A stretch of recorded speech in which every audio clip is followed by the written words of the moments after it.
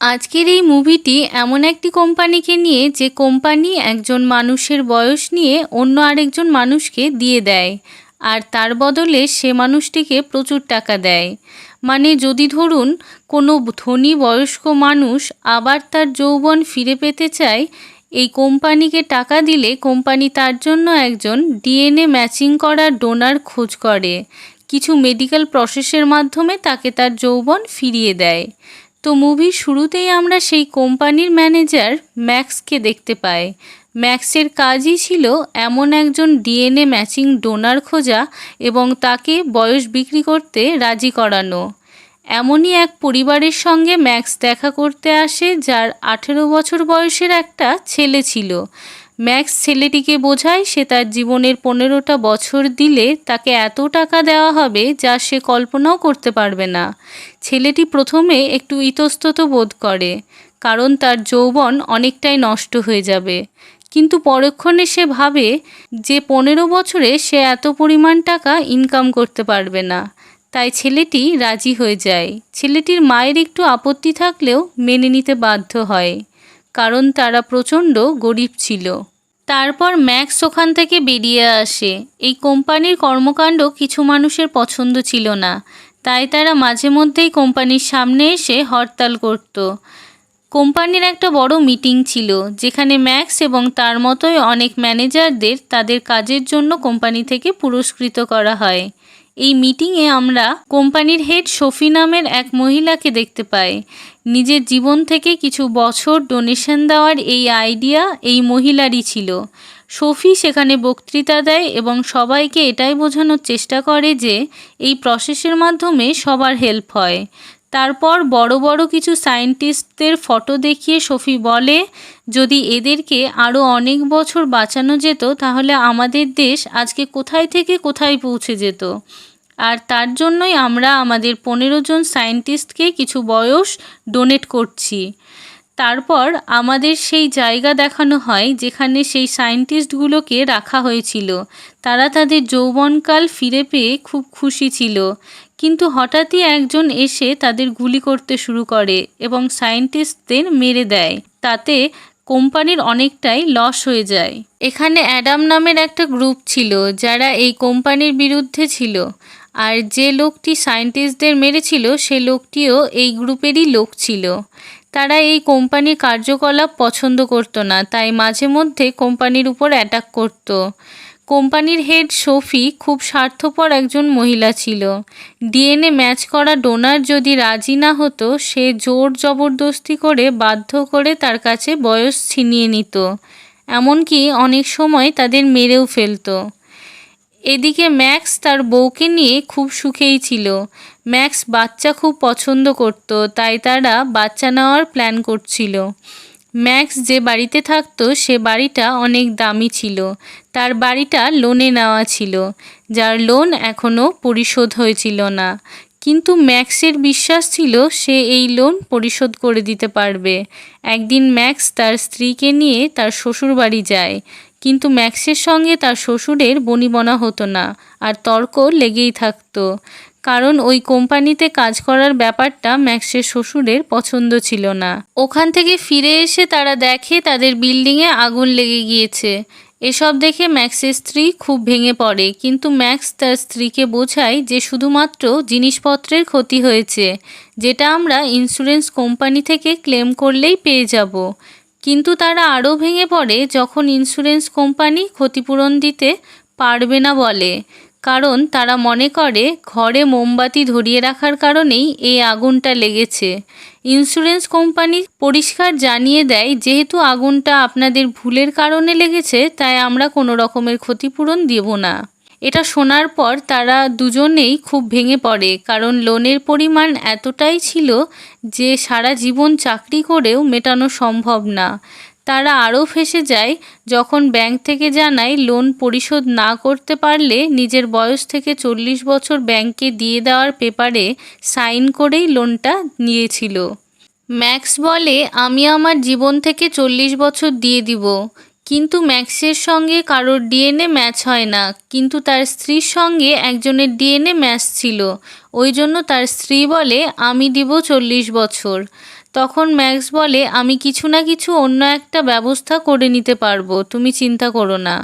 Max তার কোম্পানিতে যায় আর সোফির কাছে হেল্প চায়। সোফি বলে, আমি তোমাকে হেল্প করে দিব। কিন্তু 2 সপ্তাহ পার হয়ে যাওয়ার পরেও সোফি কোনো হেল্প করে না। ম্যাক্স খুব চিন্তায় পড়ে যায়, কারণ ব্যাংকের লোকেরা তার স্ত্রীর 40 বছর নিয়ে নেবে। দেখতে দেখতে সেই দিন চলে আসে যখন ব্যাংকের লোকেরা জোর করে মেডিকেল প্রসেসের মাধ্যমে তার স্ত্রীর 40 বছর নিয়ে নেয় এবং অন্য একটা বয়স্ক মানুষকে দিয়ে দেয়। ম্যাক্স তার স্ত্রীকে সেখান থেকে বাড়ি নিয়ে আসে। তার স্ত্রী আস্তে আস্তে বুড়ি হতে থাকে। তাদের জীবনে একটা বড় পরিবর্তন চলে আসে। এখন তারা চাইলে আর বাচ্চাও নিতে পারবে না। ম্যাক্স যখন এইসব ভাবছিল, ঠিক তখনই তার কাছে একটি বাচ্চা মেয়ে আসে কিছু নেশার জিনিস বিক্রি করতে। ম্যাক্স সেই জিনিসগুলো কিনে না, কিন্তু মেয়েটিকে মনে রেখে দেয়। ম্যাক্স তার স্ত্রীকে এই অবস্থায় দেখতে পারছিল না, তাই সে ঠিক করে সে আবার সব কিছু ঠিক করবে। তার স্ত্রীর বয়স যাকে দিয়ে দেওয়া হয়েছে তাকে খুঁজে বের করে আবার তার কাছ থেকে সেই বয়স কেড়ে নেবে। ম্যাক্স তার স্ত্রীকে বাবার বাড়ি রেখে আসে। মেয়েকে বার্ধক্য অবস্থায় দেখে তার বাবা মা ম্যাক্সকেই দোষারোপ করে। তারা বলে ম্যাক্সের জন্যই আজকে তার মেয়ের এই অবস্থা। ম্যাক্স তাদের চিন্তা করতে বারণ করে। ম্যাক্স বলে, সব কিছু আমি ঠিক করে দিব। এই বলে ম্যাক্স সেখান থেকে বেরিয়ে যায়। ম্যাক্স সেই বাচ্চা মেয়েটির কাছে যায়, যে মেয়েটি সেদিন পার্কে নেশার জিনিস বিক্রি করছিল। আসলে মেয়েটি বাচ্চা মেয়ে ছিল না, সেও বয়স কিনে নিয়ে বাচ্চা হয়ে গিয়েছিল। তাই ম্যাক্স তার কাছে জানতে গিয়েছিল যে সে এটা কিভাবে করেছে।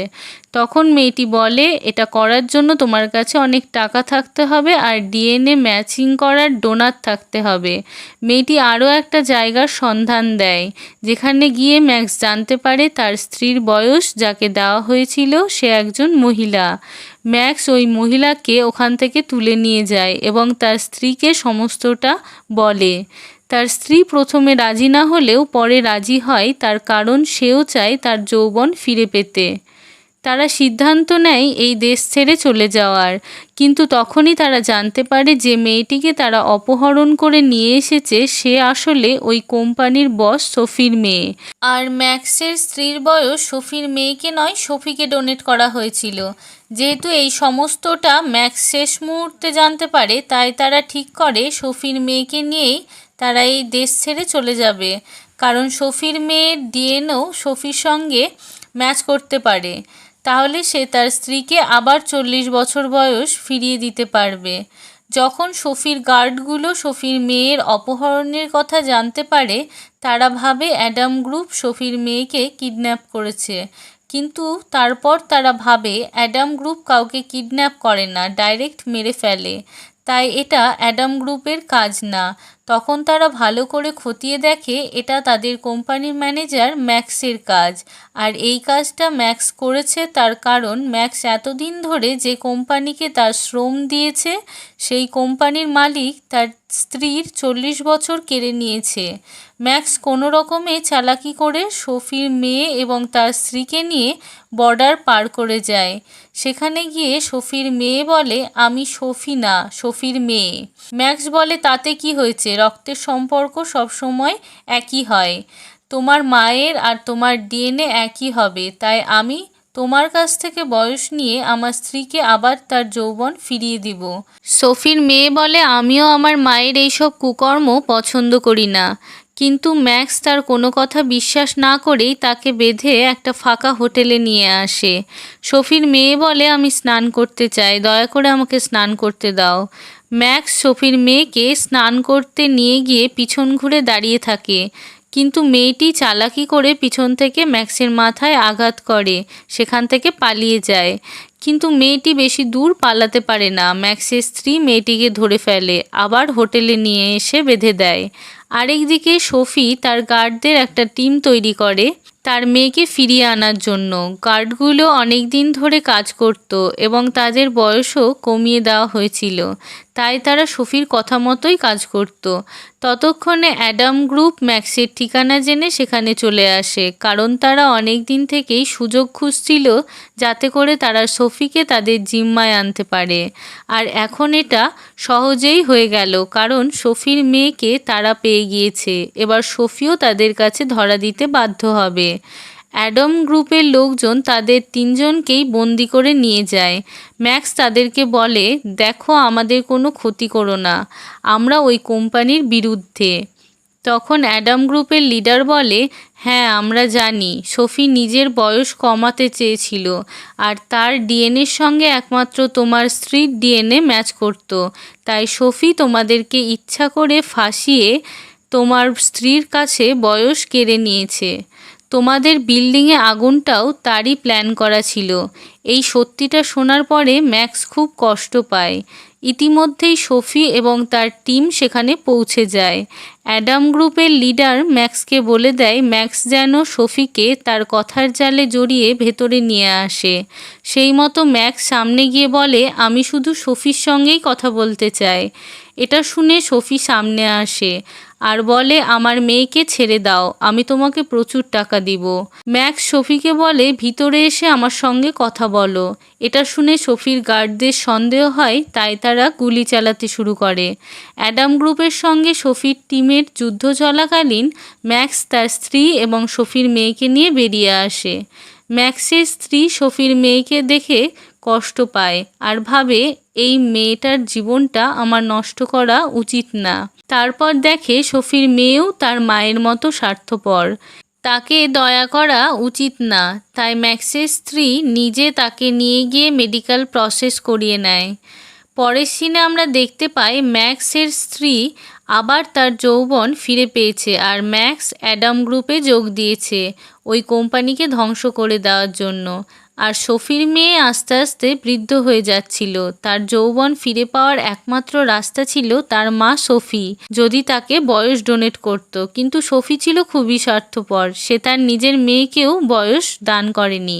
আর ম্যাক্স অ্যাডাম গ্রুপের সঙ্গে মিলে সোফির কোম্পানিতে হামলা করার প্রস্তুতি নিচ্ছিল, যাতে কোম্পানিটা খুব তাড়াতাড়ি ধ্বংস হয়ে যায়। সিনেমাটি এখানেই শেষ হয়ে যায়।